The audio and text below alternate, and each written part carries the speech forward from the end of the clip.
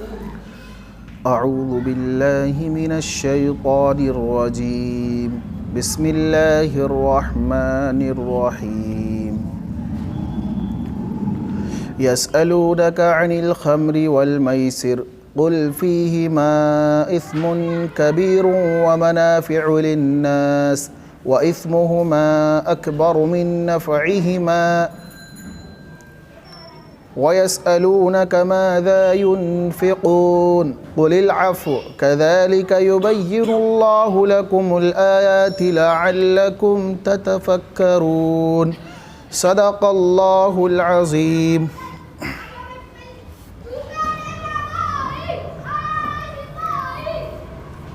صحابہ کرام کا نبی اکرم صلی اللہ علیہ وسلم سے کسی چیز کے بارے میں سوال کرنا اور آپ کا بحکم الہی یعنی اللہ عز و جل کی طرف سے نازل کیا ہوا حکم وحی کے ذریعے پھر اس کا جواب دینا. حضرت عمر فاروق رضی اللہ عنہ، معاذ بن جبل رضی اللہ عنہ اور چند انصاری صحابی نبی اکرم صلی اللہ علیہ وسلم کے پاس میں تشریف لائے. شراب کے تعلق سے پوچھنے کے کہ آپ اس کے بارے میں ہمیں دریافت کریے اور اس کے بارے میں آپ ہمیں بتائیے. یہ دیکھیے اللہ تعالیٰ کی عادت رہی ہے، عادت اللہ رہی ہے، ہر زمانے میں اللہ تعالیٰ نے ہر قوم میں کچھ لوگوں کا ایسا انتخاب کیا ہے کہ قدرتی طور پر ان کو اللہ تعالیٰ نے ایسے راستے ہدایت حکم آنے سے پہلے ہی مرحمت فرما دی ہے. یعنی بہت سے ایسے لوگ ہیں جن کو اللہ نے عقل، وجدان، شعور کی نعمت سے پہلے سے ہی نواز رکھا تھا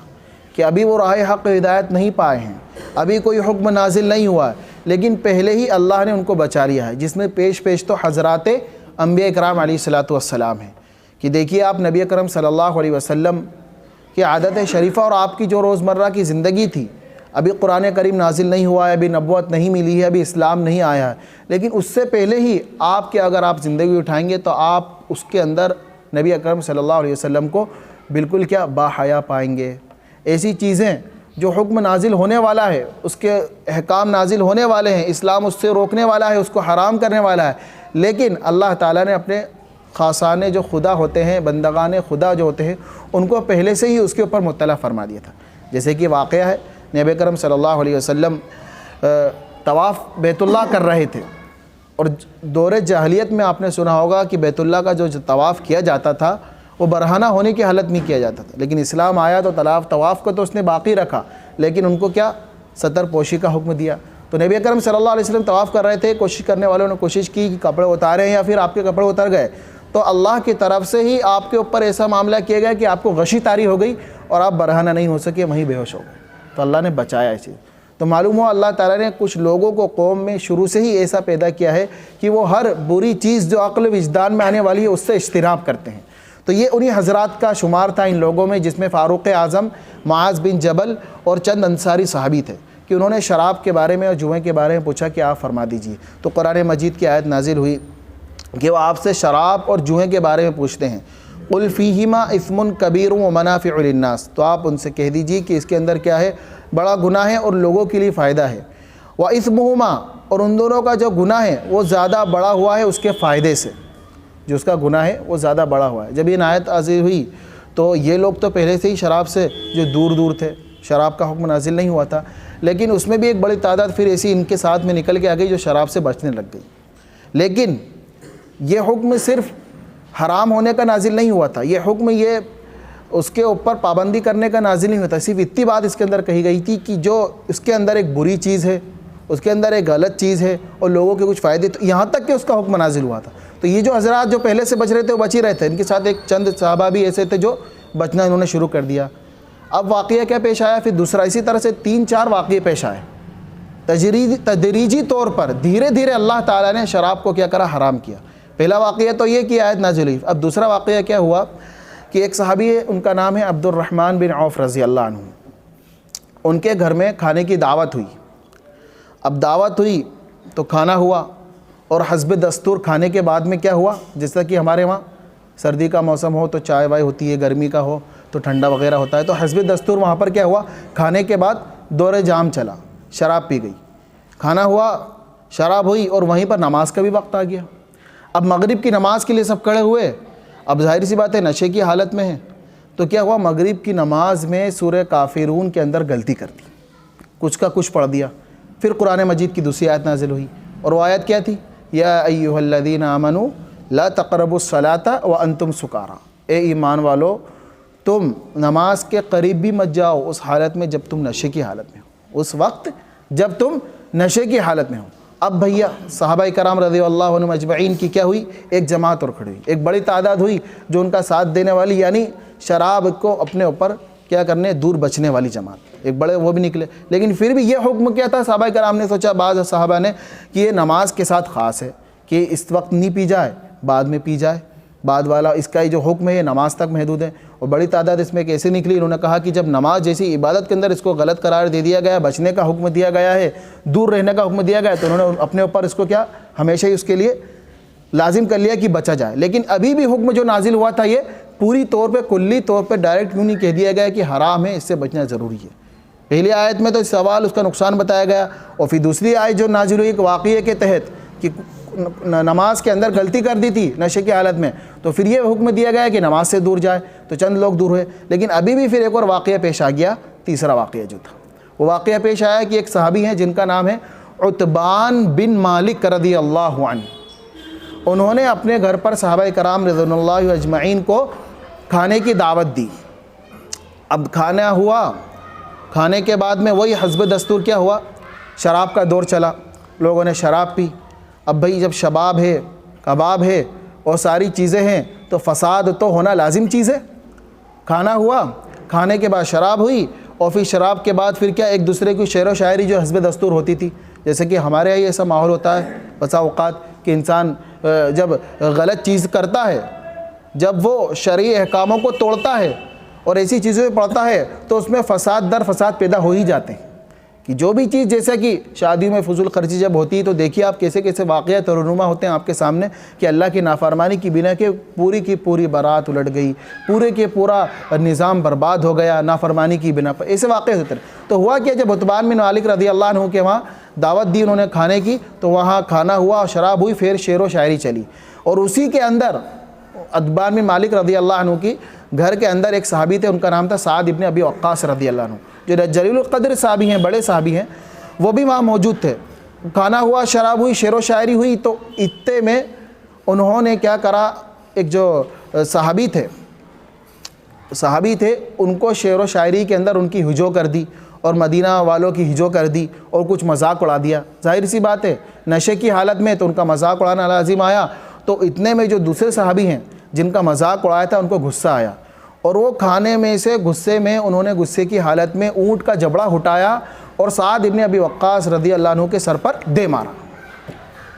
غصے کی حالت میں، شراب ہے، کھانا ہوا ہے، شعر و شاعری ہوئی، مذاق ہوا، جو بھی کچھ ہوا، انہوں نے غصے کی حالت میں سعد ابن ابی وقاص رضی اللہ عنہ کو اونٹ کے جبڑے سے سر پر دے مارا، جس سے ان کو گہری چوٹ آ گئی۔ اب بھیا یہ عدالت میں پہنچا، دربار رسالت میں معاملہ، جب اتنے سارے معاملات ہو گئے تو اب یہ معاملہ بھی نبی اکرم صلی اللہ علیہ وسلم کی عدالت میں پہنچا اور دربار رسالت میں پیش کیا گیا۔ تو اس وقت میں اللہ کے نبی علیہ الصلوۃ والسلام نے اللہ تعالیٰ کے سامنے ہاتھ اٹھایا اور دعا مانگی، اللہم بین لنا فی الخمر بیانا شافیا، اللہم بین لنا فی الخمر بیانا شافیا، اے اللہ تو ہمارے لیے شراب کے معاملے میں کوئی اچھا، کوئی صاف واضح حکم کیا کر دے، نازل کر دے۔ جب اتنے سارے یک کے بعد دیگر واقعات پیش آ گئے تو اللہ کے نبی علیہ الصلوۃ والسلام نے دعا کی اور اللہ نے دعا کو قبول کیا۔ تو پھر اس وقت میں قرآن مجید کی آیت نازل ہوئی، انما الخمر والمیسر والانصاب والازلام رجس من عمل الشیطان، رجس من عمل الشیطان، یہ آیت نازل ہوئی، اور پھر بتا دیا گیا کہ شیطان تو تمہارے درمیان دشمنی پیدا کرنا چاہتا ہے، الشیطان کہ تمہارے درمیان ان یوقع بینکم العداوۃ والبغضاء فی الخمر والمیسر،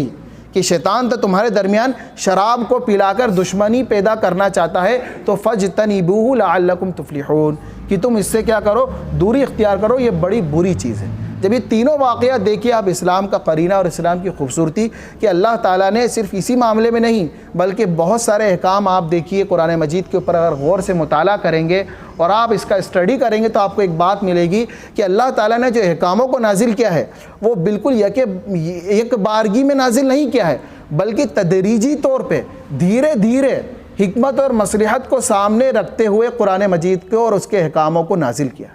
جیسا جیسا دیکھیے آپ ایک دم نازل نہیں کیا۔ پہلے تو لوگوں کو دیکھا کہ یہ جو کہا گیا ہے شراب کے ان کے اندر گھٹی میں بسی ہوئی تھی، وہ شراب کو اتنا زیادہ محبوب تھی، جیسا کہ دور جاہلیت میں جوا ان کے اوپر غالب تھا، آپس میں قتل و قتال غالب تھا، اسی طرح شراب کے بھی وہ لوگ کیا تھے، چہیتے تھے، شراب کو چاہنے بلکہ تو ان کے وہاں پر جس کے وہاں جتنی پرانی شراب ہوتی تھی وہ اتنا زیادہ مالدار کہلایا کرتا تھا۔ ایسا حال تھا عرب کے جاہلیت کے دور کے اندر۔ تو نہ اللہ تعالیٰ کو ان کی عادت کا تو علم تھا ہی، تو اللہ رب العالمین نے دھیرے دھیرے تدریجی طور پر احکاموں کو نازل کیا کہ دیکھیے کہ انسان کی عادت کے بارے میں کہا گیا ہے فطامل کہ انسان کی جس طرح سے بچے کا دودھ چھڑانا مشکل ہوتا ہے، فطام الصبیان کس طرح سے یہ اشد من فطام العادہ کہ اسی طرح سے انسان کی عادت کا چھڑانا بھی بہت بڑی چیز ہوتی ہے کہ جب ایک عادت انسان کو لگ گئی ہے تو ایک بارگی میں آپ اس کی عادت نہیں چھڑا سکتے۔ اسی طرح سے جو آج کے دور میں بھی نشے کے جو علاج بتائے جاتے ہیں وہ ایسا نہیں کہ ایک گولی کھاؤ اور نشہ چھوٹ جائے گا، ممکن ہی نہیں ہے۔ اس کا علاج جو بتایا تھا مستقل ماحول میں رکھ کر، پوری طرح سے تربیت میں دے کر اور وقت لگتا ہے دھیرے دھیرے، تو اللہ تعالیٰ نے بھی اسی طرح سے حکمت اور مصلحت کا استعمال کیا کہ بندوں کی حکمت کا، بندوں کی مصلحت کا، ان کی رعایت کا خیال کیا گیا۔ اور پھر جب حکم دے دیا تو دیکھیے آپ کیسا حکم دیا ہے کہ جب اتنی رعایت کرنے کے بعد حکم دے دیا آپ شراب حرام ہے، کوئی بھی شراب کو نہ پیے، تو آپ دیکھیے قربان جائیے صحابہ کرام رضوان اللہ علیہم اجمعین کی زندگی کے اوپر، ان کے طرز عمل کے اوپر انہوں نے شراب کو کیسا چھوڑا ہے۔ اللہ کے نبی علیہ الصلوۃ والسلام نے فرمایا کہ ایمان اور شراب دونوں ایک جگہ جمع نہیں ہو سکتے ہیں۔ اسی طرح فرمایا الخمر جماع الاثم، شراب کیا ہے؟ تمام گناہوں کی جڑ ہے۔ اب اس کی خرابی کیا ہے؟ اس کی وجہ سے ہوتا ہے کیا ہے؟ سب سے بڑی چیز تو انسان کی عقل معاف ہو جاتی ہے۔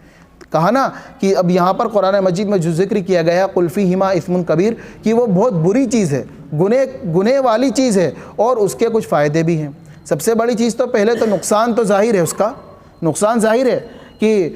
وہ عقل کو معاف کر دیتی ہے، اور جب عقل معاف ہو جاتی ہے انسان کی تو انسان سے طرح طرح کے گناہ سرزد ہوتے ہیں۔ آپ دیکھیے جتنا بھی فساد پھیل رہا ہے اس میں بڑی وجہ کیا ہوتی ہے؟ نشے کی، کہ انسان جب نشے کو چھوڑ دے گا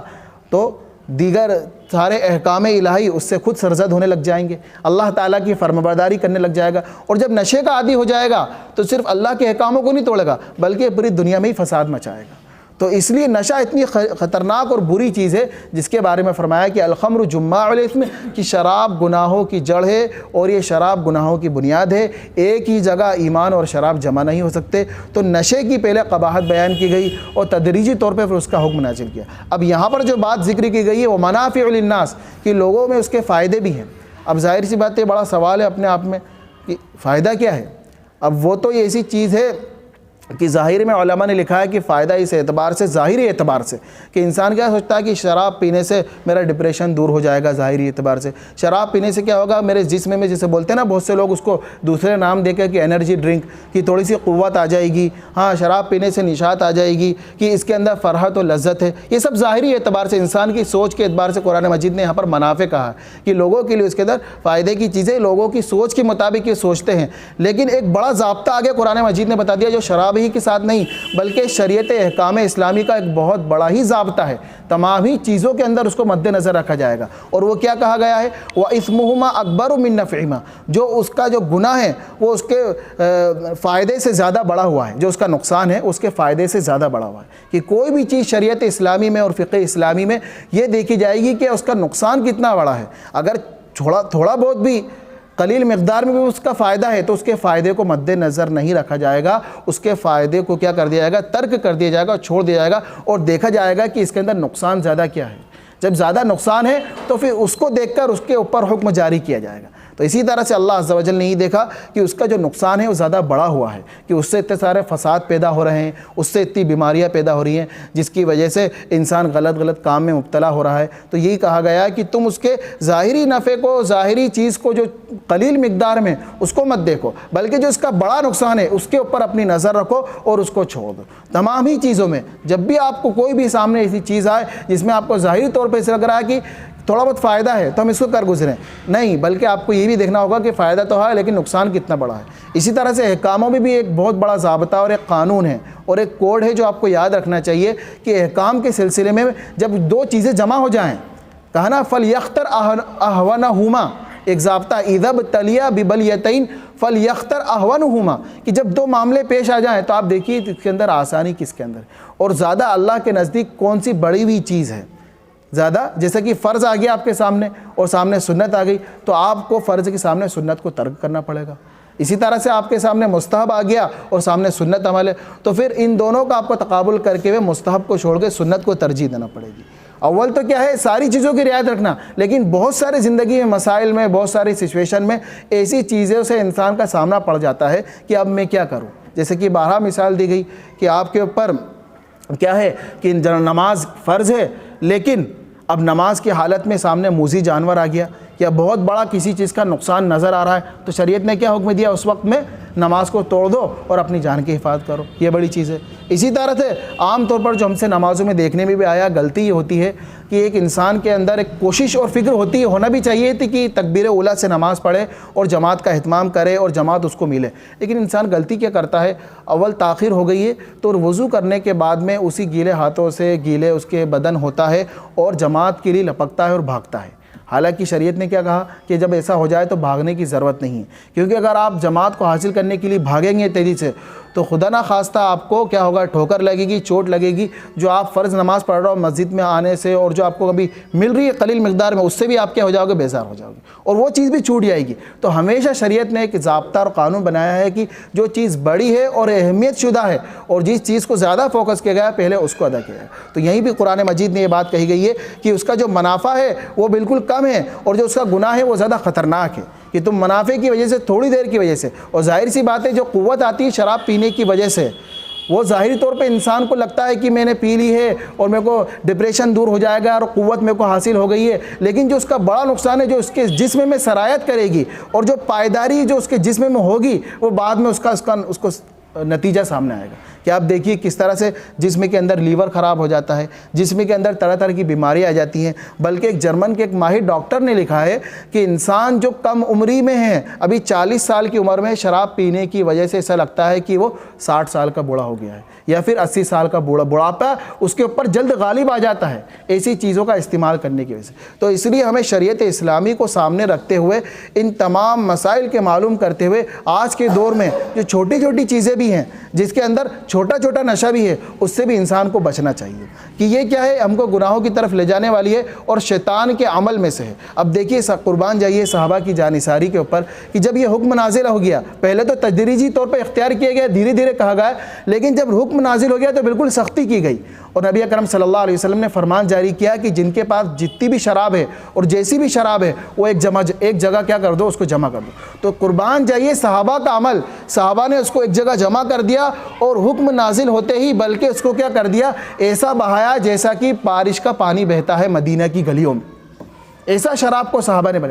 بہایا ہے گلیوں کے اندر، بلکہ کئی کئی دن تک جس طرح سے بارش کی سگندھ آتی ہے، کئی کئی دن تک جب بارش ہوتی تو زمین کے اندر سے شراب کی بو آتی تھی اور شراب کا کلر اس کے اوپر نظر آتا تھا۔ صحابہ اکرام نے ایسا اپنی شرابوں کو بہایا ہے جو ان کو بہت عزیز تھی، لیکن جب اللہ تعالیٰ کا حکم آ گیا تو انہوں نے ساری اپنی خواہشات کو پس پشت ڈال کے فرمان الہی کے اوپر عمل کرتے ہوئے اپنی تمام شراب کو، اپنی تمام ان محبوب چیزوں کو اللہ کے لیے، اللہ کے نبی کی رضا کے لیے بہا دیا، قربانی دے دی۔ تو اس سے ہمیں ایک سیکھی ملتی کہ صحابہ اکرام نے جیسے ہی حکم آیا ویسے ہی عمل کیا۔ ایسی آپ پردے کو بھی دیکھیں گے کہ صحابیہ رضی اللہ عنہا نے جیسے ہی پردے کا حکم آیا تو گھر جانا گوارا نہیں کیا کہ ابھی پردے کا حکم آیا ابھی تو گھر چلے جائے پھر وہاں سے پردہ کر لے جائے، نہیں، بلکہ وہ کسی فلاں شخص کے گھر پہ تھی اور فلاں کے گھر پہ تھی، وہاں سے انہوں نے بچوں کو بھیجوایا کہ پردہ گھر سے پردہ لے کے آؤ اور چادر لے کے آؤ، اور پھر وہ پہنی، انہوں نے چادر کو، پردے کو اختیار کیا اور پھر انہوں نے وہاں سے نکلی۔ تو یہ صحابہ کا عمل دیکھیے، جیسے ہی حکم آیا ویسے ہی اللہ تعالیٰ کی رضا کو سامنے رکھ کر اس کے اوپر کر گزرے۔ تو یہ جذبہ ہمارے اندر ہونا چاہیے کہ جب کسی چیز کا علم ہو گیا ہے، اول تو احکام تو اب پورے نازل ہو چکے ہیں، قیامت تک کے لیے شریعت نازل ہو گئی ہے، لیکن انسان کو علم کم ہوتا ہے، کسی چیز کا علم ہو گیا ہے، کسی مسئلے کا علم ہو گیا ہے تو چاہیے کہ فوراً عمل کر لے، تاخیر نہ کرے۔ کیا کہا؟ سابقوا الی مغفرۃ من ربکم، کہ مغفرت کے جو کام ہیں اور جو مغفرت کا عمل ہے اس کے اندر انسان کو کیا کرنا چاہیے؟ بڑھنا چاہیے تیزی کے ساتھ۔ تو صحابہ کرام کا یہ عمل رہا کہ بہت سے صحابی جن کے منہ میں پیالہ لگ چکا تھا اور بالکل شراب کو پینے کے در پہ تھے، جیسے ہی نازل ہوا شراب کا حکم اسی وقت اپنے پیالے کو کیا کرا؟ پھینک دیا۔ نبی اکرم صلی اللہ علیہ وسلم بازار میں نکلے صحابہ کے ساتھ میں، آپ نے اپنے ہاتھ سے کئی مشکیزوں کو چاک کیا ہے جیسے، اور صحابہ نے کئی مشکیزوں کو پھوڑے ہیں، اور کئی ایسے جو ڈرم تھے ان کے وہاں بڑے بڑے قدیم شراب تھی ان کو مدینہ کی گلیوں میں بہا دیا ہے۔ تو یہ صحابہ کی جانثاری دیکھیے، قربانی دیکھیے کہ حکم آنے کے بعد تاخیر بالکل نہیں کی، بلکہ اپنے اللہ کے حکم پر کر گزرے۔ پھر ارشاد فرمایا آگے اسی طرح سے جوئے کے سلسلے میں کہ جوا جو ہے میسر کہا گیا ہے۔ میسر ایک تو اس کا معنی یاسر کہتے ہیں تقسیم کرنے والا۔ اب یہ میسر اس کو جوا اس لیے کہا گیا تھا کہ اس زمانے میں جو سب سے پہلی جوئے کی شکل تھی وہ یہ تھی کہ ایک کھیل کھیلا کرتے تھے، اور اس کھیل میں کوئی شریک نہ ہوتا تھا تو اس کو کنجوس اور بخیل بھی کہتے تھے، اور وہ کھیل کچھ اس طرح سا تھا کہ اس میں لوگوں کی حق تلفی ہوتی تھی کہ اونٹ کے اوپر نشانہ لگایا جاتا تھا اور پھر اس کو ذبح کیا جاتا تھا اور پھر اس کے گوشت کو تقسیم کیا جاتا تھا، جس کے تقسیم کرنے میں کسی کو ملتا کسی کو نہیں ملتا۔ تو اس طرح کے حکم کے اوپر قدغن لگایا گیا، اللہ کی طرف سے حکم جاری ہوا کہ جوئے کو بھی اللہ تعالیٰ نے حرام کر لیا گیا ہے۔ اور اسی طرح سے ہمارے زمانے میں جو جوئے کی شکلیں ہیں لاٹری کے اعتبار سے ہو یا پھر آج کل جو آسان شکلیں ہو گئی ہیں اس کو بھی پوری طرح سے کیا کر دیا گیا؟ حرام کر دیا گیا۔ اب جو بتانا ہے کہ اس کو میسر ایک معنی میں اس کا بعض نے یہ بھی ترجمہ لکھا ہے کہ آسان سی چیز، کہ آپ کو جو پیسہ حاصل ہو رہا ہے کہ اللہ تعالیٰ نے آپ کو اس قابل بنایا ہے کہ آپ محنت کر کے پیسے کو حاصل کریں۔ اگر پیسہ بالکل آسانی سے حاصل ہو رہا ہے، جیسا کہ آج کل انسان بہت سارے ایسے موبائل پہ گیمز کھیل رہا ہے اور بہت سارے ایسے کام کر رہا ہے کہ بیٹھے بیٹھائے میں راتوں رات کیا ہوا؟ مالدار بن رہا ہے کہ بولی لگا دی۔ سٹے میں کیا ہوتا ہے عام طور پر آسانی سے بیٹھے بیٹھائے ایک انسان فقیر ہے، قلاش ہے، لیکن بولی لگا دی، کچھ سرمایہ لگا دیا اور راتوں رات مالدار ہو گیا۔ ایک شخص جو امیر ہے، مالدار ہے، بولی لگا دی سامنے والے نے اور راتوں رات کیا ہو گیا؟ فقیر ہو گیا۔ تو سٹے کی تعریف اور جوئے کی تعریف یہ لکھی کہ آسانی سے بالکل بیٹھے بیٹھے اس کو مال حاصل ہو جائے۔ اور آج ہمارے زمانے میں ہم دیکھیے کس طرح سے یہ شکلیں عام ہوتی چلی جا رہی ہیں۔ انسان گیم کھیل رہا ہے، انسان پلیئر کے اوپر بولی لگا رہا ہے، انسان غلط کام کر رہا ہے، آپس میں ایک دوسرے سے ایسی ناجائز شرطیں رکھ رہا ہے کہ انسان اگر ایک سائڈ سے گنجائش ہے لیکن پسند نہیں کیا گیا ہے۔ اسی طرح جوئے کی ایک شکل یہ بھی لکھی ہے علماء نے کہ انسان شرط لگا رہا ہے کہ فلاں کام تم نے کر دیا ہے تو تم کو میں اتنے روپے دوں گا، انعام دوں گا۔ تو یہ ایک سائڈ سے اگر شرط لگا رہا ہے تو ٹھیک ہے کہ تم یہ اچھا کام کر رہے ہو، میں تم کو انعام دوں گا، لیکن دو سائڈ سے کہ اگر نہیں تم نے کیا تو تم کو مجھے دینا پڑے گا، اگر دونوں سائڈ سے لگا رہے ہیں تو پھر یہ قریب کیا جوئے کی شکل ہو گئی، اس کو اسلام نے منع کیا گیا۔ ہاں یہ ہے کہ انسان ایک سائڈ سے لگا دے اور وہ بھی اچھی چیز ہو، اچھے کام میں ہو، جیسے کہ تم فلاں چیز کر دو گے، فلاں سنا دو گے، جیسے کہ طالب علم کے ساتھ ہوتا ہے کہ فلاں کام کر دو گے، فلاں چیز سنا دو گے، تم کو انعام دیا جائے گا، یہ شرط لگا دی۔ تو یہ تو ہے مناسب، لیکن اس طرح سے دونوں سائڈ سے شرط لگانا جس کو اسلام نے منع کیا۔ تو اس طرح کے جوئے کی جتنی بھی شکلیں ہیں ان سب سے بچنا چاہیے کہ انسان سب سے بڑا جوئے کا نقصان یہ ہوتا ہے کہ بیٹھے بیٹھے انسان جو امیر ہو رہا ہے اور مالدار ہو رہا ہے، اس سے سب سے بڑا نقصان یہ ہوتا ہے کہ معاشرے میں سستی اور کاہلی عام ہو جاتی ہے اور انسان کسب حلال کو چھوڑ دیتا ہے کہ اللہ تعالیٰ نے جو روزی انسان کا ذریعہ بنایا ہے وہ کسب حلال بنایا ہے کہ انسان نکلے گھر سے، کوشش کرے، حلال کمائی کو تلاش کرے، محنت کرے اور پھر وہ اپنے روزی کو کمائے۔ تو اسی کو کہا گیا ہے کہ کسب الحلالی فریضۃ بعد الفرائض، کہ اللہ تعالیٰ نے کہا نا کہ سود کے معاملے میں کہ انٹرسٹ کو انسان اختیار کر رہا ہے، تو اللہ نے کہا کہ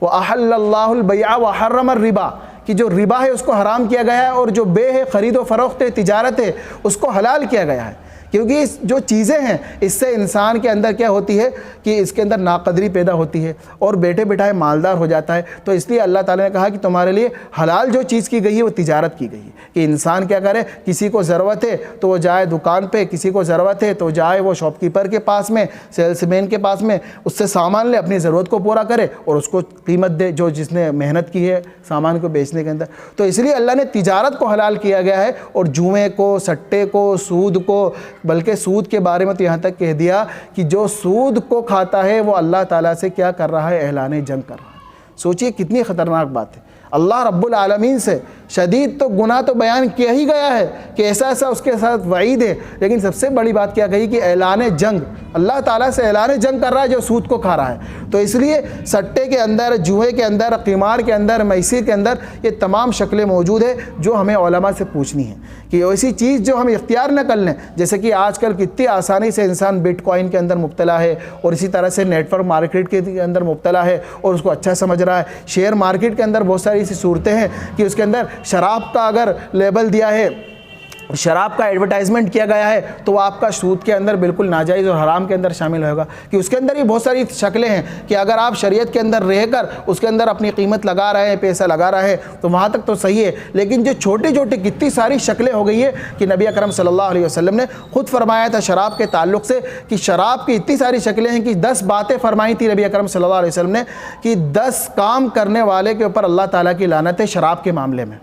کہ شراب کا نچوڑنے والا، شراب کا پینے والا، شراب کا پلانے والا، شراب کا لادنے والا، شراب کا بھرنے والا، شراب کا لیبل لگانے والا، اس طرح سے پوری 10 شکلیں بتائی تھی۔ تو اب ہم دیکھیں کہیں اللہ نہ کرے ہم ایسا تو نہیں کوئی چیز ہم سے کہیں بھیج رہا ہے، ہمارے پاس پارسل بھیج رہا ہے اور اس کے اندر شراب ہے، تو ہم بھی اس کے اندر گنہگار ہو رہے ہیں، ہمارے اوپر بھی لعنت آ رہی ہے۔ کہیں ایسا تو نہیں ہم پیسہ کما رہے ہیں، بڑی آسانی سے پیسہ حاصل ہو رہا ہے کوئی کام کر کے اور پتہ چلا کہ وہ جوئے کے اندر شامل ہے۔ تو سوچیے اللہ کے نبی علیہ السلام نے کہا کہ جس نے جوئے کو اختیار کیا، جوئے کے اندر مال لگایا اور جوئے کے ذریعے سے پیسہ کمایا، اس نے اپنے ہاتھوں کو خنزیر کے گوشت میں آلودہ کی۔ خنزیر کے گوشت میں اور خنزیر کے خون میں آلودہ کرنا ہے جوئے کو اختیار کرنا۔ تو اس وقت میں ہمیں سب سے زیادہ فکر کرنے کی ضرورت ہے کہ شریعت کے علم کو جانا جائے، علماء سے اور ماہر مفتیان اکرام سے جو چھوٹی چھوٹی شکلیں ہیں جوئے کی ہیں اور اس طرح کے گناہوں کی ہیں وہ پوچھی جائیں، اور حلال کام کو رواج دیا جائے، معاشرے سے ہر ایک کو حلال روزی کی طرف لگایا جائے، سود سے بچایا جائے، اور جو حرام شکلیں ہیں بند کرائے کی ان سے لوگوں کو بچایا جائے اور حلال طرف لگایا جائے، اور اس طرح کی جتنی بھی شکلیں ہیں قرب قیامت میں جو پیدا ہونے والی ہے ان سب سے اپنے آپ کو باریکی سے، جیسا کہا ہے نا کہ ایک وقت آئے گا کہ انسان کے اوپر